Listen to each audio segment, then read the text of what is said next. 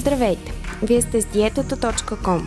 Днес ще ви представим няколко упражнения за стягане на задна част бедра и седалище, заснети при нашите приятели от спортно студио Диез с инструктор Даниела Георгиева. Започнете от изходно положение, колянна опора. Избутайте в контрашпиц крака си назад по продължение на гръбначния стълб с напрежение до изпънатото коляно и върнете в изходна позиция. Изпълнете упражнението с прав гръб в 3 серии по 10 повторения на крак.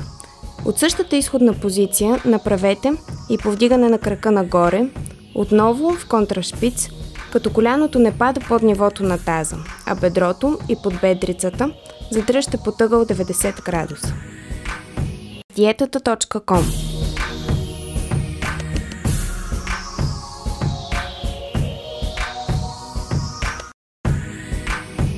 dietata.com.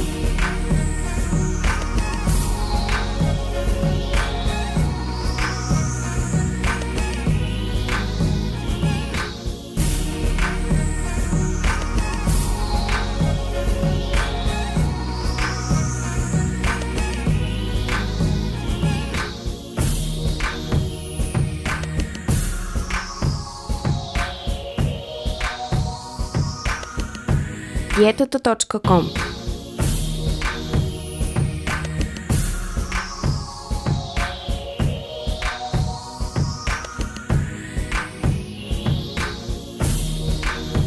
dietata.com.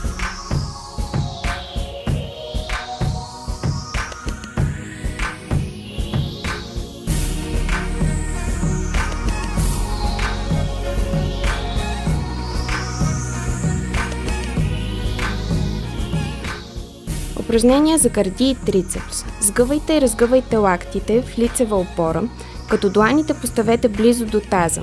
Ръцете са прибрани до тялото, с пръсти насочени напред. Увеличаваме натоварването, като по време на изпълнението единият крак е повдигнат назад и нагоре. Направете по 8 повторения бавно и прецизно, като изнасяте тежестта на тялото напред и надолу. После направете повторения и за другият крак. Накрая разтегнете натоварваните мускули. Това упражнение включва няколко мускулни групи – бедро, седалище и коса коремна мускулатура.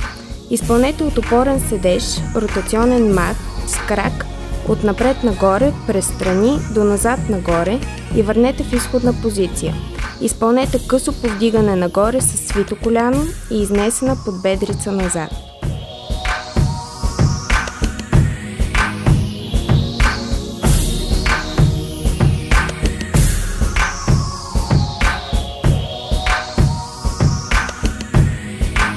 dietata.com.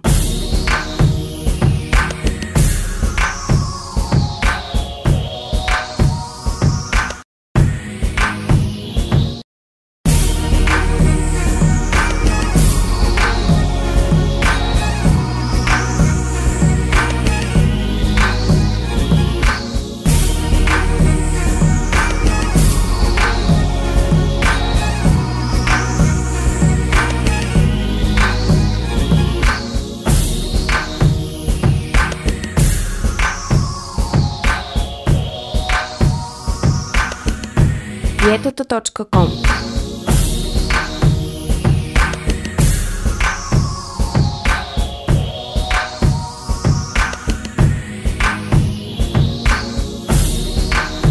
dietata.com.